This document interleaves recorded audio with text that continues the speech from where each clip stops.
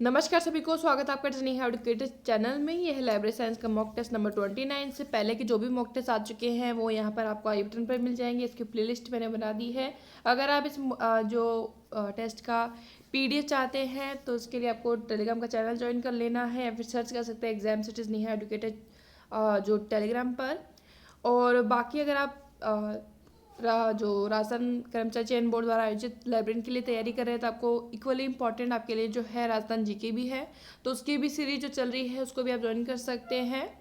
सो आज के जो हमारा टेस्ट है उसमें सारे क्वेश्चन मैंने ऑथेंटिक सोर्सेज से लिए हैं। फिर भी अगर आपको किसी भी क्वेश्चन में क्वेरी हो तो आप बता सकते हैं। तो चलिए स्टार्ट करते हैं आज का जो टेस्ट है। तो इसमें ऑलमोस्ट क्वेश्चन में मैंने जो इंग्लिश में लिए हैं, हालांकि बहुत इजीली आप समझ जाएंगे, और बाकी मैंने हिंदी में भी और सब कुछ लिया है, और इनके आंसर आपको जस्ट क्वेश्चन के नीचे मिलेंगे।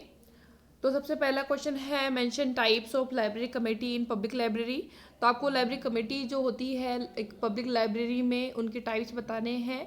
तो ऑप्शन में आपको दिए गए हैं, क्या ये दोनों जो आपके दिए गए हैं एग्जीक्यूटिव कमेटी, और दूसरा ऑप्शन है एडवाइजरी और रिकमेंडेटरी कमेटी, तीसरा है बोथ, और फोर्थ है आपका इनमें से कोई नहीं। तो क्या दोनों ही है आपके लाइब्रेरी कमेटी के टाइप, या फिर नहीं है? कौन सा राइट आंसर होगा? अगर हम बात करें तो इसमें बोथ जो है इसका राइट आंसर होगा। यहाँ पर नीचे आप देख भी सकते हैं, थर्ड ऑप्शन का राइट आंसर है। पब्लिक लाइब्रेरी में जो लाइब्रेरी कमेटी के टाइप होते हैं वो दो प्रकार के यहाँ पर मेनली होते हैं। पहला है एग्जीक्यूटिव कमेटी, दूसरा है आपका एडवाइजरी, या फिर उसको रिकमेंडेटरी कमेटी भी कहते हैं। तो इसका जो राइट आंसर हो जाएगा बोथ हो जाएगा। ठीक है, नेक्स्ट है मेथड्स ऑफ स्टॉक वेरिफिकेशन। तो लाइब्रेरी साइंस में जो एक स्टॉक वेरिफिकेशन होता है लाइब्रेरी में, तो उसमें जो मेथड्स होते हैं उसके उसके टाइप आपको बताने हैं।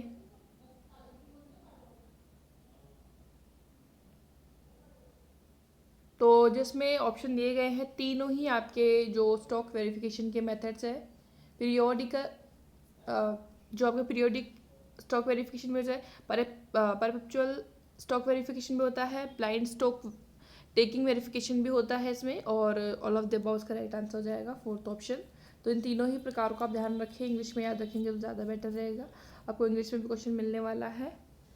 तो पहला हो जाएगा पीरियोडिक स्टॉक वेरिफिकेशन, सेकेंड आपका परपेचुअल स्टॉक वेरिफिकेशन, थर्ड है आपका ब्लाइंड स्टॉक टेकिंग वेरिफिकेशन। सो फोर्थ ऑप्शन जो है इसका राइट आंसर है। नेक्स्ट क्वेश्चन है, what is three card system. Three card system जो है वो बताना है आपको। जो त्रिपत्रक प्रणाली है इसको हिंदी में कहते हैं, वो क्या है? तो ऑप्शन जो ऑप्शन है आप यहाँ पर देख सकते हैं, थोड़ा फर्स्ट ऑप्शन।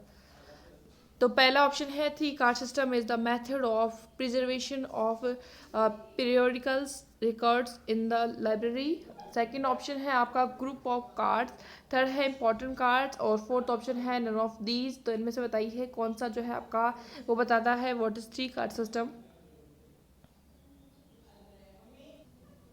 तो फर्स्ट ऑप्शन जो है इसका राइट आंसर हो जाएगा। तो उसमें हम कहेंगे कि जो पत्र प्रणाली है वो एक पुस्तकालय में आवधिक रिकॉर्ड जो होते हैं, पीरियोडिकल्स रिकॉर्ड जो हम कहेंगे, आवधिक रिकॉर्ड के संरक्षण संरक्षण जो आपको प्रिजर्वेशन जो कहेंगे की एक विधि है या फिर सिस्टम है। तो इसका जो राइट आंसर हो जाएगा। अब आपके जो थ्री कार्ड सिस्टम से जितने भी क्वेश्चन बन सकते हैं वो सभी आपको इस टेस्ट में मिल गए हैं। नेक्स्ट क्वेश्चन आपके इससे रिलेटेड होगा। नेक्स्ट आपका है थ्री कार्ड सिस्टम, सॉरी ये तो इसका आंसर है फोर्थ ऑप्शन जो यहाँ पर आप देख सकते हैं यहाँ से। तो यहाँ पर आपको फिल करना है, has introduced three card system for the recording of the receipt of the periodicals in the library.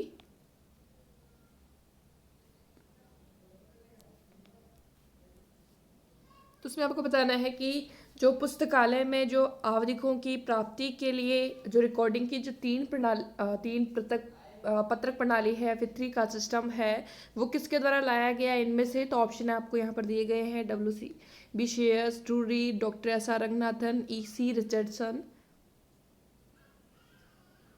तो ये इंट्रोड्यूस किया गया था आपके डॉक्टर S R रंगनाथन द्वारा थ्री का सिस्टम।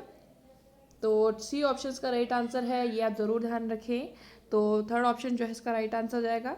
नेक्स्ट क्वेश्चन है इसमें, तो आपको बतानी है कि जो 3 कार्ड सिस्टम में जो कार्ड्स होते हैं इनकी साइज जो है वो क्या होती है। यहाँ पर एस 2 बार आ गया है, तो साइज आपको बतानी है। इनमें से 3 तरह के कार्ड होते हैं, इनसे रिलेटेड भी क्वेश्चन आने वाला है। तो इनकी जो साइज होती है वो यहाँ पर आप देख सकते हैं 5x3। जो फर्स्ट ऑप्शन है वो इसका राइट आंसर है। 5x3 जो है इनकी साइज होती है, ए ऑप्शन। नेक्स्ट क्वेश्चन है, 3 कार्ड सिस्टम में इनमें से कौन सा जो कार्ड है वो सम्मिलित नहीं होता है, वो आपको बताना है। अब भाई इसमें 4 ऑप्शन आपको दिए गए हैं, उनमें से 3 कार्ड तो हैं इस 3 कार्ड सिस्टम में, लेकिन एक कार्ड कौन सा नहीं है। तो रजिस्टर कार्ड की बात करें तो वो इसमें एक वन ऑफ द कार्ड है, वन ऑफ द कार्ड्स कहेंगे, 3 कार्ड्स में से एक है।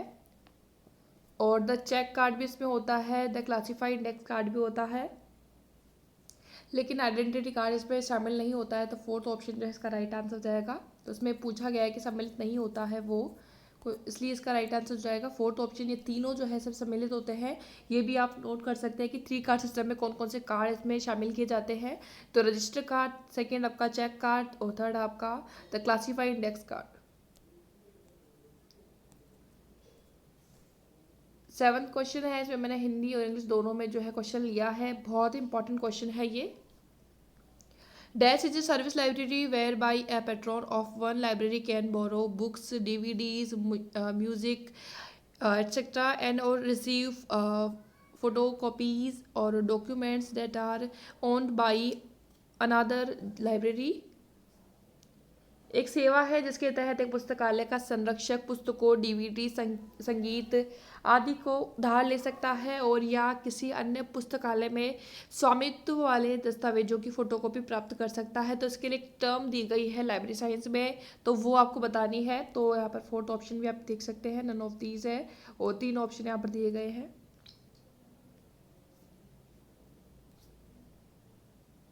तो ये आपकी टर्म होती है, वो होती है इंटर लाइब्रेरी लोन, इसको कहते हैं इंटर लाइब्रेरी लोन। तो इसका राइट आंसर हो जाएगा first option, inter library loan. उस सिस्टम को या टर्म को कहेंगे। तो एक लाइब्रेरी साइंस में जो भी टर्म्स आपको दी गई है प्रत्येक के लिए, तो उनको आप जरूर ध्यान रखें। जैसे कि हम बात करें, ये बोरोइंग हो सकता है कि जब उधार लेना, लेकिन नहीं, इसके लिए जो टर्म है वो ही आप यूज़ करें, इंटर लाइब्रेरी जो लोन है आपका।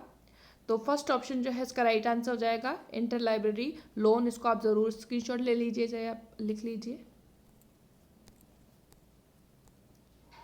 नेक्स्ट है, which is not a function of acquisition section. तो पुस्तक अवाप्ति अनुभाग के कार्य जो नहीं है, तो फंक्शन ऑफ के बीच में थोड़ा फंक्शन फिर ऑफ है, ठीक है, स्पेस नहीं है, तो इनमें कार्य नहीं है। जल्दी से आप ऑप्शन पढ़ेंगे फिर उसके बाद बताएंगे। तो इनमें से कौन सा जो नहीं है फंक्शन एक एग्रीगेशन सेक्शन का, इनमें से पुस्तक अवाप्ति के लिए। तो पहला अगर ऑप्शन हम देखें, सभी पुस्तकालय सामग्रियों के लिए ऑर्डर करने, दावा करने, प्राप्त करने, संरक्षित करने और भुगतान करने के लिए इसका काम जो है एक फर्स्ट ऑप्शन सही है। सेकंड ऑप्शन हम बात करें इलेक्ट्रॉनिक प्रकाशनों, ऑनलाइन सेवाओं के लिए लाइसेंसिंग जो समझौतों पर बातचीत करने के लिए इसका कार्य होता है। थर्ड ऑप्शन है सभी संग्रह संबंधी गतिविधियों की निगरानी, समन्वय का कार्यान्वयन और मूल्यांकन करना भी इसका काम है। फोर्थ ऑप्शन है प्रबंधन और वित्तीय रिपोर्ट और आंकड़े प्रदान करना इसका काम है, नहीं करना गलत है यहाँ पर। तो इसलिए जो है अनुभाग का कार्य है वो 4th ऑप्शन हो जाएगा, जबकि इसका कार्य होता है ये प्रबंध और वित्तीय रिपोर्ट और आंकड़े प्रदान करना, और यहाँ पर लिखा गया है नहीं। तो इसलिए इसका जो 4th ऑप्शन है वो इसका राइट आंसर हो जाएगा। तो क्योंकि यहाँ पर लिखा गया है कि अनुभाग के कार्य नहीं है वो बताना है, तो इसके लिए जो 4th ऑप्शन है, इसलिए नहीं को हटा देंगे तो ये कार्य हो जाएगा। नहीं अगर इसमें ऐड कर देंगे तो ये इसका अनुभाग का कार्य नहीं होगा। तो 4th ऑप्शन इसका राइट आंसर है। अगर आपको ये क्वेश्चन अच्छे लगे हैं, कोई भी आपको हेल्प मिल पा रही है, तो लाइक ज़रूर कर दीजिएगा, शेयर कर दीजिएगा। इससे पहले के वीडियोस आपको जो आई बटन पर लिंक दिया गया है उससे पहले आप सर्च करेंगे प्लेलिस्ट में भी तो मिल जाएंगे। What is the full form of CCF? CCF की आपको फुल फॉर्म बतानी है, in the sense of library science बतानी है। वैसे तो काफ़ी सारी एग्जिस्ट करती होगी अभी। तो CCF की अगर फुल फॉर्म बताएं तो वो होती है आपकी कॉमन कम्युनिकेशन फॉर्मेट। तो कॉमन कम्युनिकेशन फॉर्मेट इसकी फुल फॉर्म है। फर्स्ट ऑप्शन इसका राइट आंसर है। नेक्स्ट क्वेश्चन है आपका, who expounded the rules for a dictionary catalogue. तो रूल्स फॉर डिक्शनरी कैटलॉग किसने दिए हैं?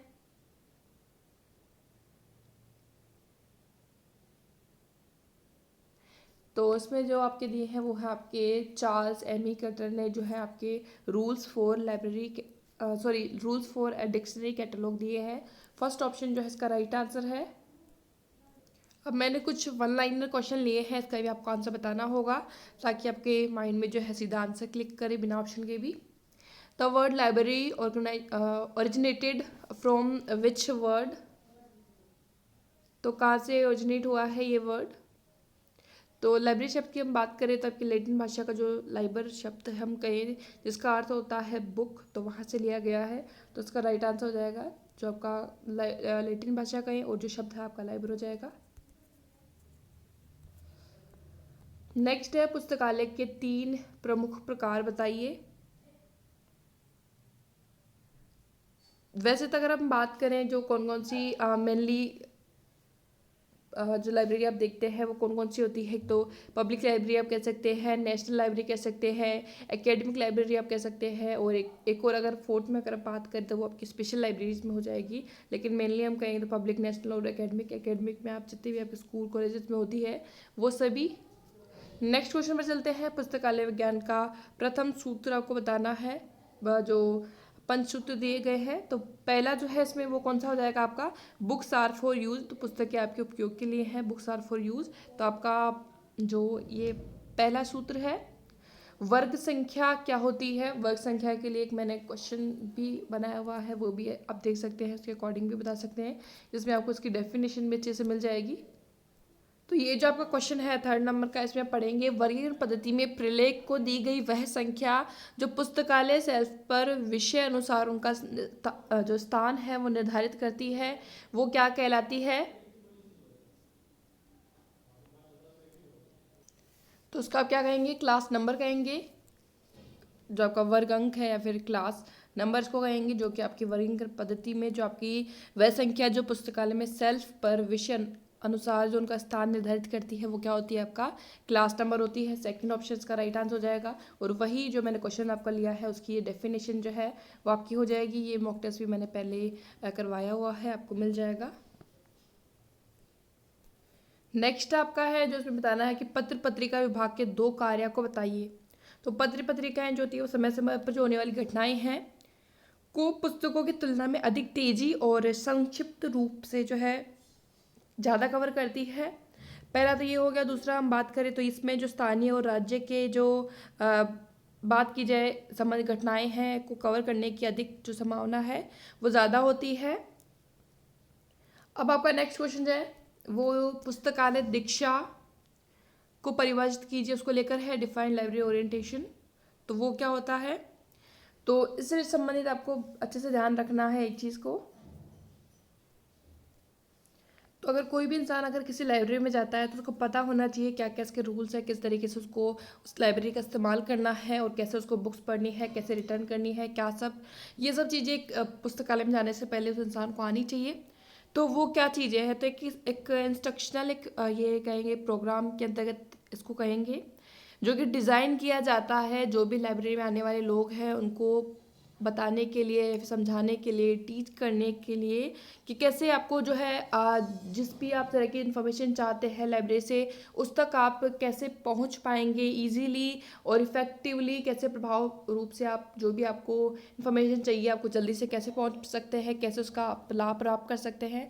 तो इस प्रकार के जो एक इंस्ट्रक्शंस हैं वो किस तरीके से फॉलो करेगा और कैसे उनको जान पाएगा आने वाला जो आपका पढ़ने वाला जो उपभोक्ता कस्टमर कहेंगे, जो लाइब्रेरी में आने वाला है, उसको जो इस तरह की जो इंस्ट्रक्शन दी जाती है वो क्या होती है, आपकी लाइब्रेरी ओरिएंटेशन पुस्तकालय दीक्षा होती है।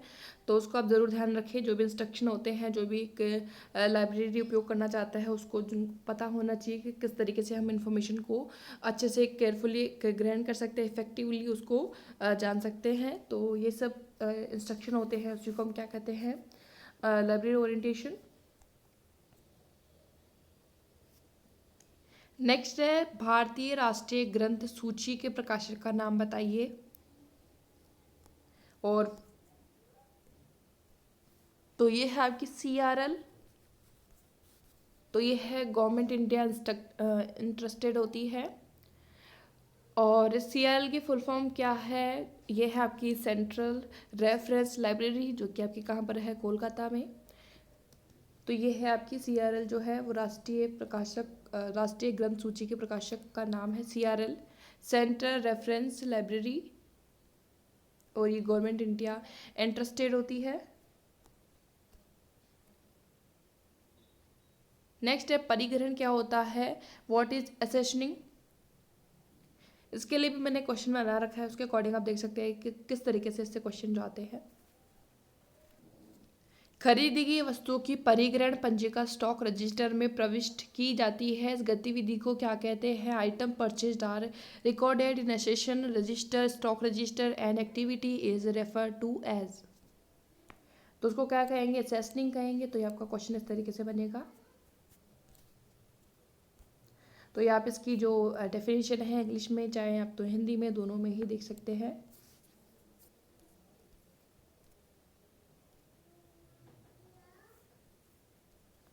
नेक्स्ट क्वेश्चन है name 3 cards in 3 card system of periodicals.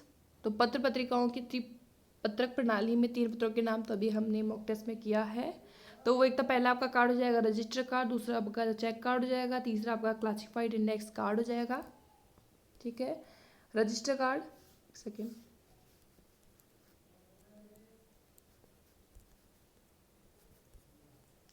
दूसरा आपका हो जाएगा चेक कार्ड, तीसरा अगर हम बात करें तो हो जाएगा क्लासिफाइड।